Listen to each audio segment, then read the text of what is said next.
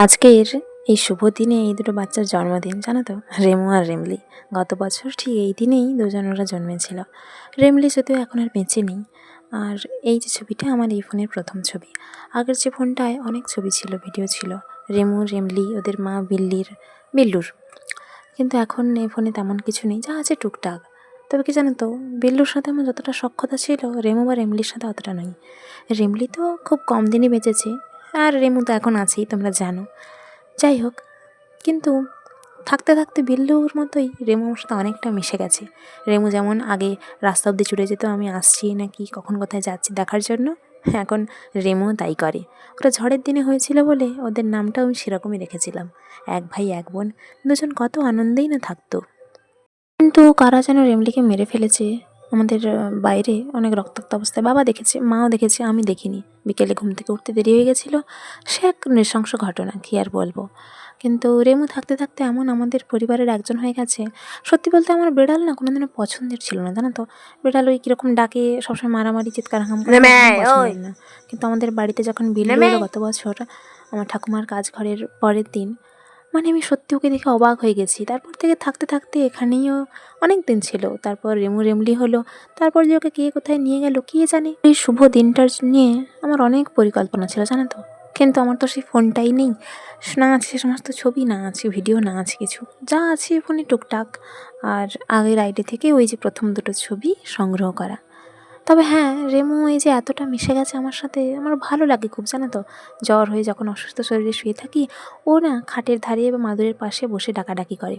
খেতে দিলে খাবে না, তার থেকে বড় কথা আমার মুখের দিকেই তাকিয়ে থাকবে। আর রোজ বিস্কিট খাওয়াটা তো ওর একদম কন্টিনিউ হয়ে গেছে পুরো। মানে কি বলা যায়, একটা নিয়ম যাকে বলে, অভ্যাস। আমি অভ্যাসটা অবশ্য করিয়েছি। তবে বিল্লুর মতো না সব কিছু খায় না। মুড়ি আবার ওর খুব প্রিয়। যাই হোক, আপাতত দেখতে দেখতে আজকের শুভ দিনে 1 বছর পূর্ণ হলো এই ছোট্ট বাচ্চাটা। কত বড় হয়ে গেছে ভাবি, এখন পুরনো স্মৃতিগুলো মনে পড়লে চোখে বড্ড জল জমে। যেহেতু আজ আমার কোথাও বেরোনোর নেই, তারপর বাবাও বাড়িতে নেই, টুকিটাকি যতটুকু যা পারি সেটা দিয়েই ওর জন্য কিছু করবো ভেবে রেখেছি। জানি না ওর সেটা কতটা কি ভালো লাগবে নাকি।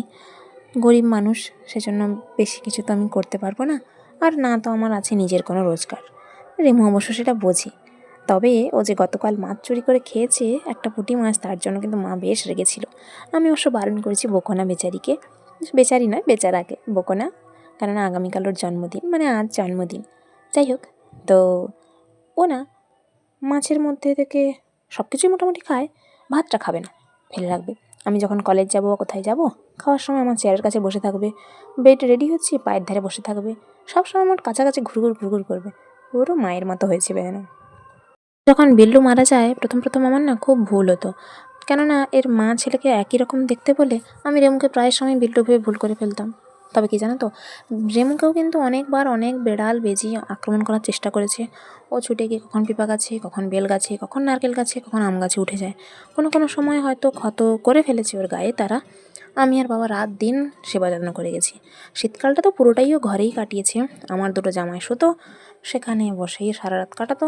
কোনো কোনো সময় আবার বাইরের দিয়ে যখন অন্য বেড়ালরা যেত, ও তো ভয়ে ছুটাছুটি করতো। আমাদেরও ঘুম ভেঙে যেত। কী সব রাতই না গেছে। ভাবি আবার আসছে শীতকাল, এখন কী হবে জানি না। তবে ভগবান ওকে ভালো রাখুক, ওর আয়ু যতটুকুই হোক, ও যেন সুস্থ স্বাভাবিক থাকে, আমি সেটাই সবসময় চাই।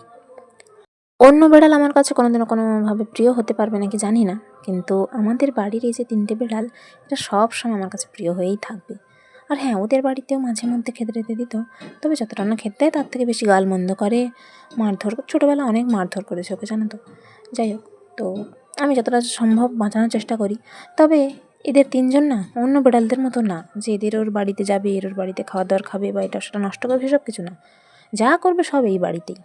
কী জানি, হয়তো আমার ভাবধারা পেয়ে গেছে নাকি বুঝতে পারি না, থাকতে থাকতে হয়তো সেরকমই হয়ে গেছে। যাই হোক, তো ভালোবাসে রেমু আমাকে, সেটা আমি বুঝি।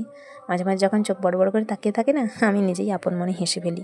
ভাবি ওকে জিজ্ঞেস করবো, কী রে, কী দেখছিস অমন করে? ও যখন ছোট ছিল সেই সময় কথাটা ভাবি, যখন ওর দিদিকে মানে রেমলিকে ওর মা নিয়ে অন্য কোথাও রাখতো, মুখে করে নিয়ে যেয়ে, ও তখন উনুনে থাকতো। ওরা যখন প্রথম হয় 1 সপ্তাহ টানা রান্না বন্ধ ছিল উনুনে, মা গ্যাসে রান্না করতো। তো ওর দিদিকে নিয়ে চলে গেছে। ও তো উনুনের এখানে সেখানে, চোখ তখনও ভালো মতো ফোটেনি, এখানে সেখানে চারদিকে ছাইটাই একদম নেড়ে চেড়ে খুঁজে ফেলছে। আমরা দেখতাম আর হাসতাম। সেই ছোট্ট বাচ্চাগুলো আজ কত বড় হয়ে গেছে। ও হ্যাঁ, মাঝে কিন্তু ছাদের ঘরে তার মা নিয়ে গিয়ে রেখেছিল। তখন যেভাবে ফোঁস করতো বোঝা যেত না যে ষাঁড় জোরে ফোঁস করে নাকি এরা দুজন। যাই হোক, দিদির থেকে এতদিন মানে যতদিন ছিল ওর দিদি বেশ খাবার দাবার কেড়ে কেড়ে খেত। মায়ের কাছ থেকে দুধও বেশি খেত এ, তাকে একদম খেতে দিত না, সে অবশ্য মেনে নিত, ছোটো ভাই হয় কি না। যাই হোক, রেমু আবার এই যে কোনো কিছু খাওয়ার সময় আমার মুখের ধারে চেয়ে বসে থাকবে, পড়তে বসলেও বসে থাকবে, মাছ ধরতে গেলে ঘাটের কাছে গিয়ে বসে থাকবে, মাছ বালতির ভেতর বা ব্যাগের ভেতর যতটা না লাফাবে তার থেকে রেমু বেশি লাফায়। কি একটা যেন বাড়ি থেকে যখন কোথাও একটা চলে যাব দুঃখে দুঃখে মুখ করে ঘাটের কাছে গিয়ে বসে থাকবে। আর জ্বালানি কাঠ যেখানে যাই থাকুক সেটা আঁচড়ানো তো ওর একটা অভ্যাস হয়েই গেছে। আমি মাঝে মাঝে কী করি, যখন ভিডিও করতে করতে মন চায় একটু আলো জ্বেলে রেমুর এরকম ছবি তুলি, রঙিন রঙিন চোখ দেখতে বেশ ভালোই লাগে। ও অবাক নয়নে তাকিয়ে থাকে। মা যখন যা কাজ করবে মার কাছে গিয়ে বসে থাকবে, মাঝে মাঝে মা একটু বিরক্ত হয়ে রাগারাগি করে, আবার ভালোবাসে। আর প্রত্যেক দিন আমরা যে যখন বাগানের দিকে যাই, যেখানেই যাই ও মোট ছুটে ছুটে যাবে। মা রোজ যখন সকালে ভোরবেলা ফুল তোলে ও মার সাথে যাবে, কিংবা মার আগেই বাগানে গিয়ে উপস্থিত। পুরো যেন একটা বডিগার্ডের মতো অবস্থা। যাই হোক, ভালো থাকুক রেমু, সুন্দর থাকুক, যতটুকুই দিন বাঁচুক না কেন ও যেন খুশিতে আনন্দে কাটায়, এটাই প্রার্থনা করি। কেননা ওর মার যেভাবে নিখোঁজ হওয়া, তারপর ওর দিদি যেভাবে মারা গেছে, সেটা সত্যি অনেক কষ্টদায়ক। প্রচণ্ড কষ্ট পেয়েছিলাম, আমি প্রচণ্ড ভেঙে পড়েছিলাম। বেড়ালের প্রতি এতটাও ভালোবাসা আমার কোনো কালে ছিল না, সেটা আগেই তো বললাম। কোনোদিনও কোনো বেড়ালের প্রতি হবে না কেউ জানি না, কিন্তু এদের প্রতি যে ভালোবাসাটা আছে সেটা চিরকাল থাকবে। মোবাইলে এদের ছবি ভিডিও থাকুক বা না থাকুক।